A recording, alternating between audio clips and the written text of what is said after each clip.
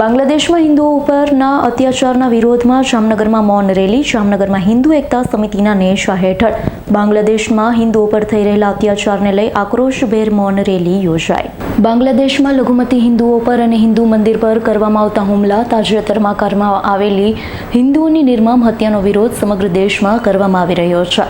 સરેઆમ કરવામાં આવતા માનવ અધિકારના ઉલ્લંઘન સામે વિશ્વભરમાં વિરોધ ઉઠી રહ્યો છે.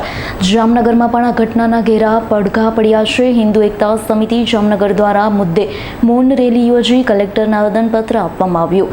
હિન્દુ એકતા સમિતિ જામનગર દ્વારા સેક્શન નજીક આવેલા પટેલવાડી સરલાબેન ત્રિવેદી આવાસ ભવન સામેથી વિશાળ મૌન રેલી સ્વરૂપે પસાર થઈ જિલ્લા સેવા સદન જામનગરમાં કલેક્ટરને આ મુદ્દે આવેદનપત્ર પાઠવવામાં આવ્યું.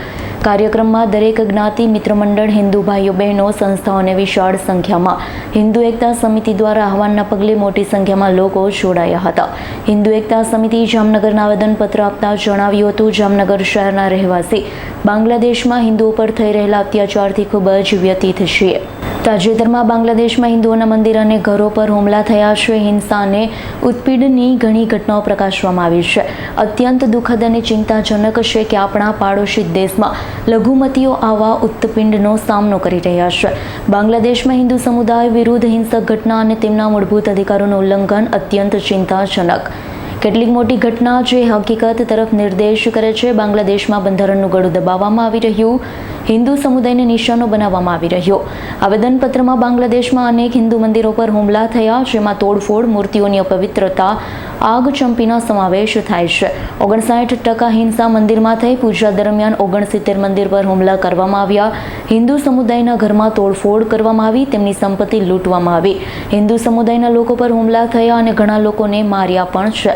1500 હિન્દુ શિક્ષકોએ રાજીનામું આપવું પડ્યું. હિન્દુ સમુદાયના લોકો પર ધર્મ પરિવર્તન માટે દબાણ કરવામાં આવી રહ્યું.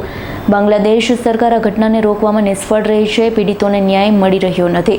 જામનગર હિન્દુ એકતા સમિતિએ ગંભીર મુદ્દાને ધ્યાન લેવા બાંગ્લાદેશ સરકારને મજબૂત સંદેશ મોકલવા અને માંગ કરી હતી. બાંગ્લાદેશ સરકાર દ્વારા હિન્દુઓ પર થતા અત્યાચાર તાત્કાલિક બંધ કરો, ગુનેગાર સામે કડક કાર્યવાહી કરવાની માંગણી કરી છે. વિશેષમાં ભારત સરકાર હિન્દુઓની સુરક્ષા સુનિશ્ચિત કરવા, તેમને તેમના ધર્મ અને સંસ્કૃતિનું પાલન કરવાની સ્વતંત્રતા આપવા માટે બાંગ્લાદેશ સરકાર પર દબાણ બનાવો. આંતરરાષ્ટ્રીય સમુદાય મુદ્દા પર ધ્યાન આપો. બાંગ્લાદેશમાં માનવ અધિકારોની સ્થિતિ સુધારવા માટે પગલાં ભરે. સંત શ્રી ચિન્મય કૃષ્ણદાસજીને તાત્કાલિક મુક્ત કરવામાં આવે અને આ તમામ મુદ્દાઓ અંગે ગંભીરતાથી વિચાર કરશો અને બાંગ્લાદેશમાં હિન્દુઓની હિતની રક્ષા માટે જરૂરી પગલાં ભરશો, તેમ હિન્દુ એકતા સમિતિ જામનગર દ્વારા આવેદનપત્ર આપી માંગણી કરી. હર્ષલ ખંધેડિયાનો રિપોર્ટ, S9 ન્યૂઝ, જામનગર.